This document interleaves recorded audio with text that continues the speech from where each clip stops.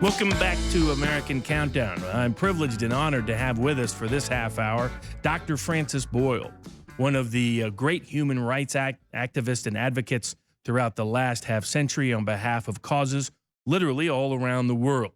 Helped craft and create legislation to try to curb the risk of bioweapons in the United States in particular, but also throughout the world.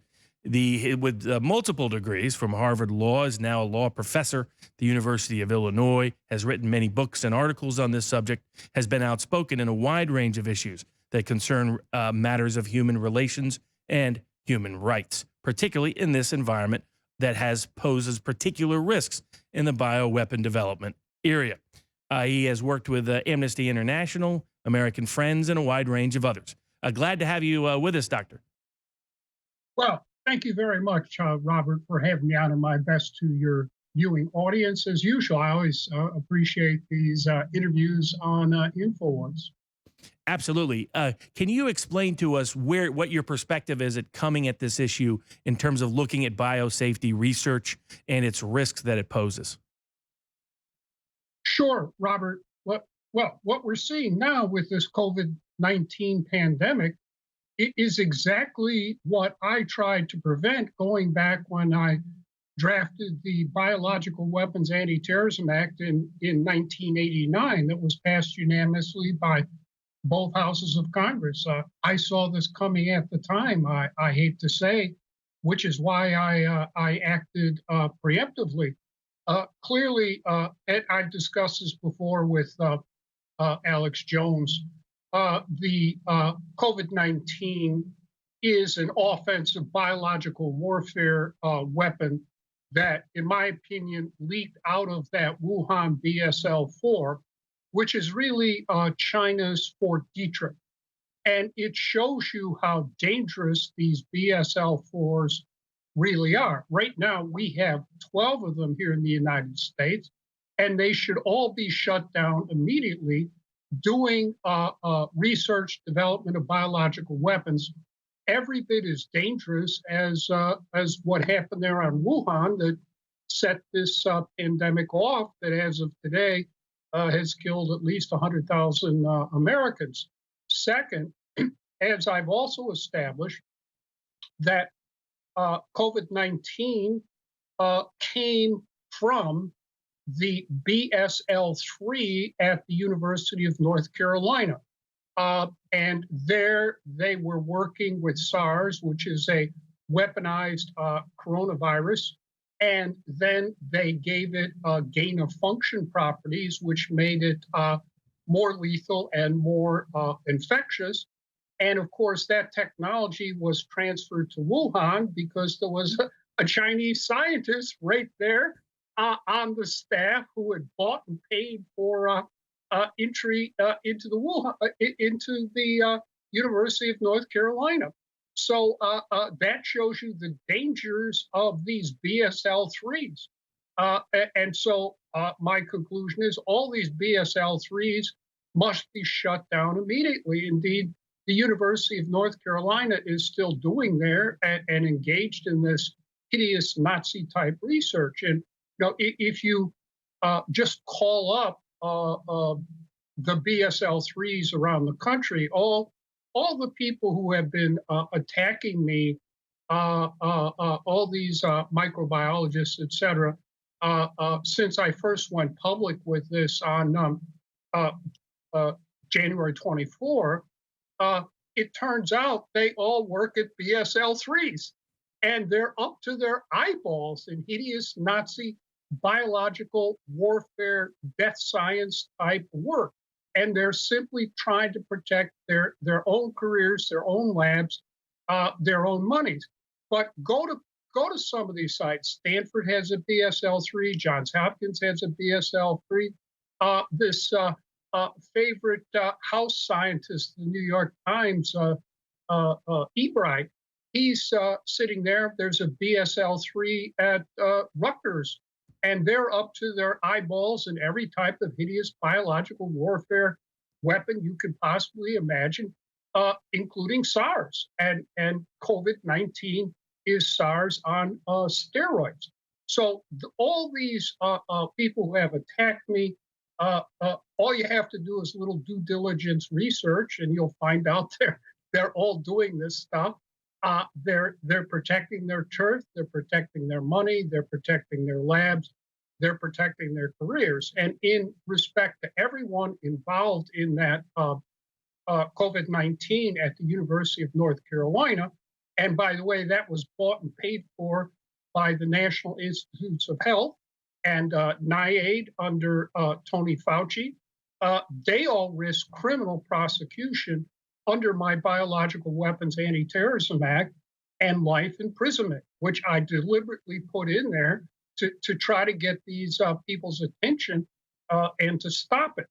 But and indeed, after it was passed, I published notices in scientific publications, including the prestigious Science magazine, warning to all life scientists: if you get involved in this type of work, you face life imprisonment under the Biological Weapons Anti-Terrorism Act. Unfortunately, no one listened. What you can do, and I do recommend, there is an excellent documentary you can find by Cohn and Nadler called Anthrax Wars, that goes through all the dangers of the BSL 3s and BSL 4s. It's about an hour long. And I served as a consultant on it, and I was in there. I think it must have come out about maybe 2009 or something like that. And at the end of it, I say quite clearly, this is a catastrophe waiting to happen. Those were my exact words, and those are the last words of that documentary. So it was predictable. I predicted it, and unfortunately, it has now come to pass. And if we want to, I mean, we can discuss where we go from here with the COVID-19. But in the meantime, we just have to. The American people must demand, and President Trump can do this with an executive order tomorrow if he wants to. We must demand that President Trump, by means of an executive order, immediately shut down BSL 3s and BSL 4s. I've been up against these so-called life scientists, which are really death scientists for the past generation. There is no legitimate scientific or medical reason for having any of these BSL 3s or BSL 4s. They must all be shut down, and President Trump can do it tomorrow by an executive order. Someone could just sign it for him. They're all paid for by the United States government. He could just shut them down and put all these death scientists out of work. The last time I looked into a figure here was 2015. You can find an internet essay I wrote, and there were about 13,000 so-called life scientists involved in biological warfare work. Well, we need to stop this.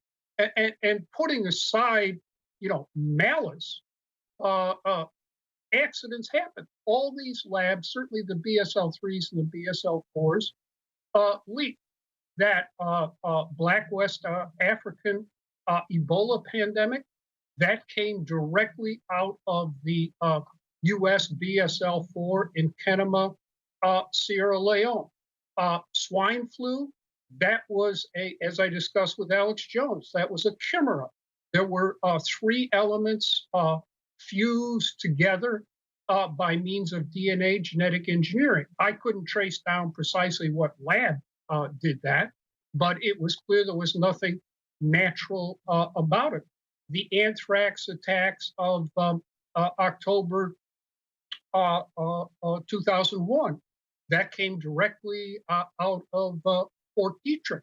And I blew the whistle on that the first weekend in November 2001. It was clearly a super weapons grade biological warfare weapon that could only have been manufactured in a US BSL 4.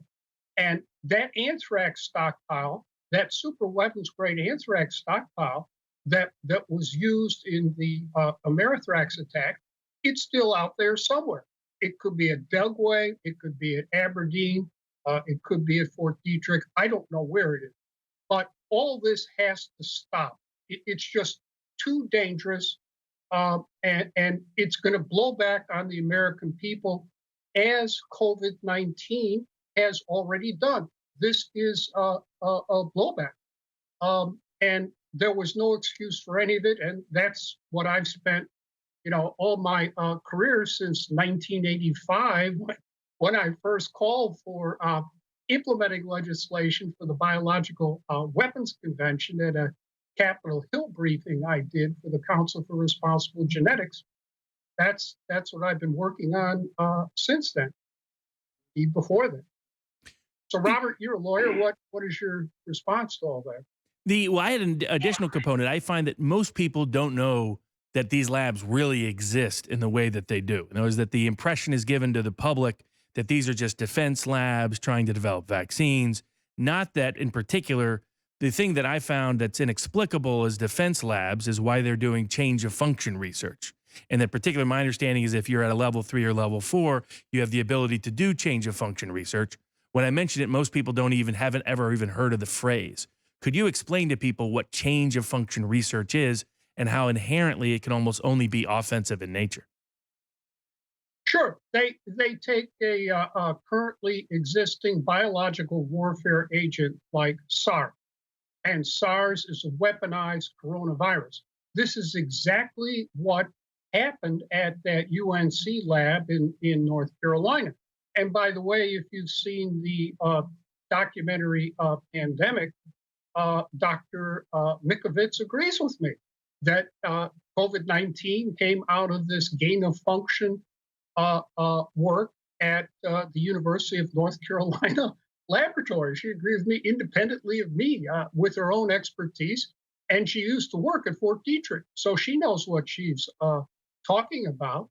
And they tweak it by means of DNA genetic engineering. They make it more lethal and more infectious. So it became SARS on steroids. And that is what, now to do that, you have to have a BSL-3 to do it safely.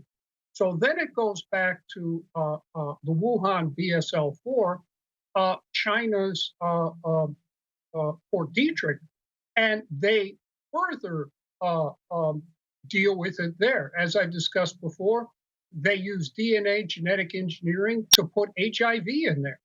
And that has been confirmed by the Indian scientist studies and now by the Nobel Prize winner in medicine in France, who discovered that HIV produces AIDS. All right. And there are other sources now pointing this out, that there is HIV DNA genetically engineered into COVID-19. So, and I traced for Alex how Wuhan BSL-4 got that from work they did in Australia. That's all a matter of public record. Now we find out, and I guess this is the first time I will discuss this, that there is documentary evidence that the Wuhan BSL-4 applied nanotechnology to viruses. Okay, nanotechnology, it turns it into little bitty particles. The Amerithrax was involved nanotechnology. It had 100 million spores per gram of that anthrax. And that could only be done with nanotechnology, and that can only be done safely in a BSL-4. You have to wear a moon suit to deal with something like that. You have to have your own air supply. So they do this at Fort Detrick. There's now documentary evidence. They've done it at the Wuhan BSL-4, China's Fort Detrick. And so when you put all that together, what I've discussed, the UN North Carolina, the HIV and the nanotechnology, I believe you come up with COVID-19. And that also accounts for the report by that MIT scientist that COVID-19 can travel up to 27 feet. Right, that's what nanotechnology does to you. It reduces the particles so small, it floats on the air, it floats in the air, it floats above the air. Right. And that's why it's completely misleading for Fauci and the rest of them to say, well, this is all due to droplets. It's far beyond droplets.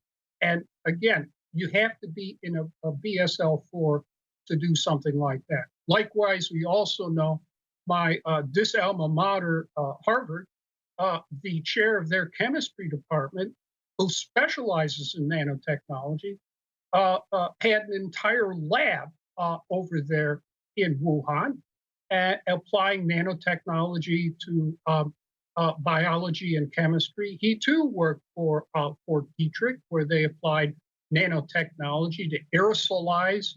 That's what the nanotechnology does. It aerosolizes biowarfare agents. And Harvard was a sponsoring institution of the Wuhan BSL-4.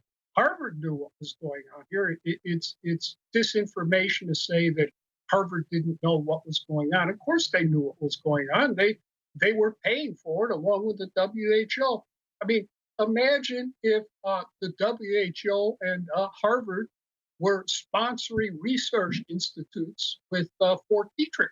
Of course, we'd say this is preposterous, but this is what you can find documented in the professional scientific literature. Understand, I've never worked for the United States government. I've never had a security clearance. I've never had access to secret documents or anything like that. I just have to go on what is in the public record. And everything I've discussed with you here tonight, including the nanotechnology there at the Wuhan BSL-4, can be confirmed from the public record. And that, I'm afraid, is what we are really dealing with here. This had nothing to do with, animals, Chinese eating bats or something like that, or animals jumping from animals. As a professor of international law, China can have whatever type of government they want under international law. But I mean, this is Chinese communist dictatorship propaganda. And yet, if you turn on all the news media, they just had a special tonight on MSNBC. All of them are parroting Chinese communist dictatorship propaganda that this came out of the wet lab in Wuhan. There were. There's just a lot of money at stake. Look at the vaccines. Please tell me, how are you going to get a vaccine for this devil's cocktail? It is not going to work. I don't see possibly how it's going to work. And yet we see this everywhere you turn on the TV. The entire vaccine industry and all its so-called scientists are out there trying to portray themselves as saviors and feeding off the trough, right, of the American taxpayer, NIH, NIAD, you name it, because there's big bucks involved and pharma is involved. But they all know there is no vaccine for this.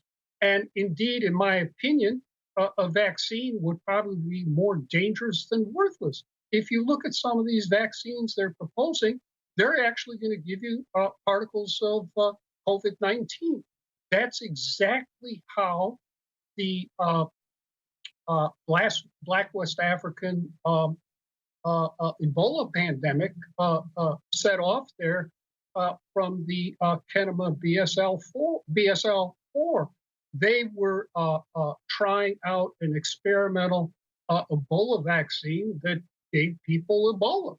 There were particles of Ebola in there. So, of course, they got Ebola and it got out of control and 13,000 people died.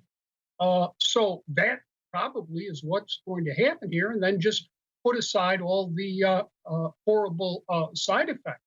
So I think vaccines, this is a delusion, it's a dream, it's a joke, and it's a fraud. from what I can see now, I think the best we are going to be able to do, and I'm just giving you my good faith estimation here, Robert. I'm prepared to keep my mind open on this, is therapeutics, like we have done with AIDS, since HIV is in there, or cancer. We spent an entire generation trying to get a vaccine for cancer. There's no vaccine for cancer. And there's not going to be one, and everyone's sort of given up on that. They've tried to get a vaccine for AIDS. Well, so far, I don't think they have one. And so this is a fruitless endeavor, and it's extremely dangerous for the American people to be buying into this vaccinology. That's my assessment. I do believe therapeutics are possible, like we have done with cancer. They, dramatically reduce the incidence of cancer here in America, and also with AIDS. Therapeutics have done that. So I think there are valid medical means to try to bring this thing under control. But vaccines is a delusion. And you see the agenda here that, Bill Gates and, Mr. Vaccinologist, and he's a eugenicist. He's admitted he wants to reduce the population. And they're talking about, vaccine passports. And you have to have a vaccine if you want to do this, that, or the other thing. These antigen tests are a joke and a fraud. Obviously, they don't work. There's no guarantee of anything. People get reinfected with COVID-19. They recover and then they get it again. We're dealing with something that has never been this dangerous before. I guess going back to the Spanish flu virus, that is what we are up against. My opinion, this is basically World War III, and the enemy is in the gates. In World War I, World War II, they didn't invade the United States. Japan made it to the Aleutian Islands, but that wasn't part of the United States. But it's here, and I regret today they're observing the marker of 100,000 dead Americans, and I'm afraid that unless we come to grips with this, by the end of the summer, we're going to be seeing another 100,000 dead Americans. I hope I'm wrong on that, Robert, but you've asked me to give you my best opinion, and that's the way I see it now. Aside from an executive order that the president could sign, what other legal steps could be taken to try to, or political steps could be taken to prevent this from happening again? Well, all these labs are located in states of the union. And what I have recommended in other interviews I have given is that the governor of North Carolina should immediately shut down that UNC BSL 3. They should send state troopers over there, get everyone out, surround it with crime tape, and post a guard. That I think needs to be done immediately. Because, under the 10th Amendment of the United States Constitution, it's the governors of the State of the Union that have the constitutional power and obligation to provide for the public health of the people of that state. So my advice would be for every governor in America to find out what are the BSL 3s and BSL 4s in their states, and send out state troopers or state police or highway patrol, and just shut them down, get everyone out of there, seal them off. Welcome to Free America Law Center, where the people have spoken and you have been heard. This organization is for you because it's about the rights and ideas that you care about. Free America Law Center supports whistleblowers who expose the deep state. We're back with Dr. Boyle for another question or two. He's been graciously to stay with us. Dr. Boyle, where can people find more information to educate themselves about this and about issues related to it? Well, I have a book out called Biowarfare and Terrorism, that has pretty much everything in there. And then, in addition, on the internet, I think I sent it to Alex or Daria. I gave a written response to an investigative reporter, Sherwood Ross, uh, that he entitled 13,000 US death scientists hard at work. You can find that with a Google. And that brought the situation up to date until late 2015. So that those would be two good sources to start out people who want to read this. And understand more of what they can do and the importance and critical nature of it. In that respect, can you also summarize the problem that there's been repeated reports of leaks from these biosafety labs, of things getting out that aren't supposed to get out? Could you give a summation of that? Because a lot of that information is suppressed in the institutional press. Yes, of course. Lyme disease leaked out of the biological warfare complex on Plum Island off the coast of, I guess, Long Island. And Plum Island, that's run by the Department of Agriculture. They have always been involved in research, development, testing of biological weapons for the Department of Agriculture with respect to animals and plants. That work still goes on today. Indeed, they're going to be transferring Plum Island out to Kansas in the heart of America's beef industry and wheat industry. Um, Not only did Lyme disease leak out of there, West Nile virus that plagues the American people, that leaked out of there. The Ebola pandemic in West Africa, that leaked out of the Kenema BSL-3.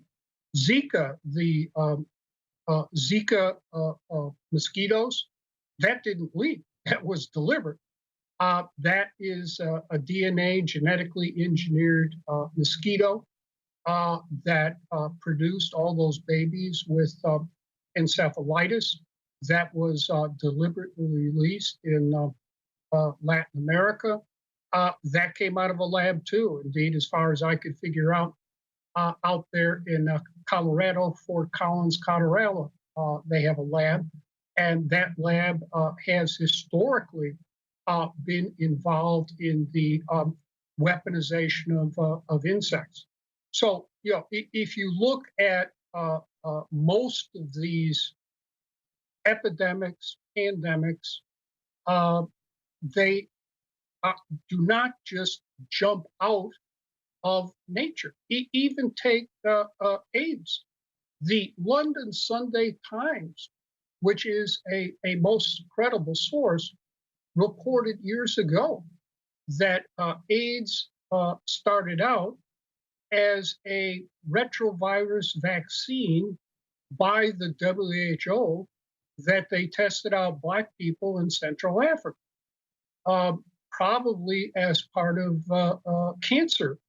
And that you can read the book by Dr. Len Horowitz, who'll tell you the same thing that AIDS came out of US and WHO cancer programs. Right. It's terrible. This was done deliberately, the Zika. Um, so this is what confronts us. But Robert, before we run out of time, I did want to comment on one extremely important issue that I have not discussed anywhere before, and that is this. It was recently revealed that the US intelligence agencies, all 17 of them, did not inform President Trump of a problem at Wuhan until January 23. That is in the New York Times for May 22. And let me just read you the type of briefing he was given. The briefer did offer limited information in that briefing compared the virus to SARS, um, a less contagious coronavirus that was more quickly contained. Well, that's shocking that 17 US intelligence agencies did not tell President Trump until January 23 that there was a problem with Wuhan and it was no more dangerous than SARS.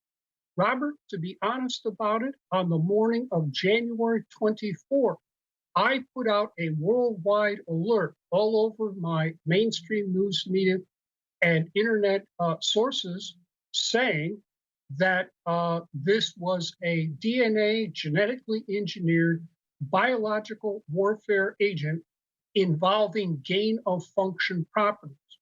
Now, I didn't do it sooner because I was starting classes. I figured there was a problem as of January 27th, but I put out that alert as of January 24. I sent it to RIA. The RIA I circulated all over the world. Now, what's going on here? Here is a law professor sitting in his office uh, uh, who reached this conclusion as of the morning of January 24, and that it was more dangerous than SARS. Why did 17 US government intelligence agencies tell President Trump on January 23 that it was only SARS? What's going on here? That all they had to do, these intelligence agencies, was look into Fauci's computer and the NIH computer back in November when it was first reported that there was a case of someone reporting to the hospital in Wuhan with pneumonia symptoms. It was clear there was a problem at that point, November 16th. You mean to tell me the 17 US intelligence agencies didn't know about this? What are we paying these organizations billions of dollars for every year? When that came out, all they had to do was look into the Fauci NIH computer and NIH computer, and they would have seen, aha, we we funded the Wuhan BSL-4 to do this type of work. And obviously, it was far more dangerous than SARS. It was SARS on steroids with gain of function properties. And yet they withheld this information from President Trump until January 23. And President Trump said, quote, on January 23, I was told that there could be a virus coming in, but it was of no real import, unquote. Well, someone should have told President Trump no later than, I would say, the third week of November, exactly what I have been saying, that this is an offensive biological warfare weapon involving SARS and gain of function properties. At least they could have found that in Fauci's computer and the NIH computer. They did not tell this to President Trump. If they had, President Trump could have called up President Xi and say, I want you to shut down Wuhan immediately. And if you do not, I will shut down the United States from all travel from China. Okay? But they did not tell President Trump, they admit, until January 23, 2 months later.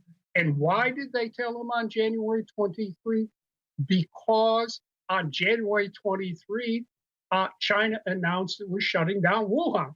So they had to tell him something, and they told him as little as possible. So, of course, they didn't, the 17 US intelligence agencies did not tell President Trump the truth, did not advise on time, did not advise President Trump how existentially dangerous this Wuhan coronavirus was. If they had told President Trump, I think he could have demanded everything be shut down, close this country off, and we would not have at least 100,000 dead Americans today. And I lay the blame here directly on the shoulders of the 17 US intelligence agencies, including that CIA briefer that did not tell President Trump the truth until it was too late to do very much at that point. I'm not here to excuse any of the blunders that have happened since January 23, because if President Trump has never been properly advised by Fauci and Redfield and Birx and the rest of them who are up to their eyeballs in this, then of course we're going to have massive confusion here. And the American people, we are not going to be able to deal with this COVID-19. But the truth was out there. If and I'm sure these U.S. intelligence agencies had it, Fauci had it, the CDC had it. They all had it no later than the third week of November, and they did nothing, nothing at all. And this was not just an intelligence failure in my purpose. I think it was deliberate. I think it was deliberate because the CIA also was up to its eyeballs in offensive biological warfare work that came out in the book Germs by the two reporters from the New York Times. So I think it was a cover up, and it's still being covered up, and Americans are still dying. And I regret to say, I think we might have another 100,000 Americans dead by the end of the summer. There's no doubt that risk continues as long as biological experimentation on either weapons or human beings is allowed to occur anywhere in the world. Thanks, Doctor, for being with us. Well, thank you very much for having me on, Robert. My best to everyone there at InfoWars. Thank Absolutely. you. Thanks a lot. Thank you. I'm happy to be here. Absolutely.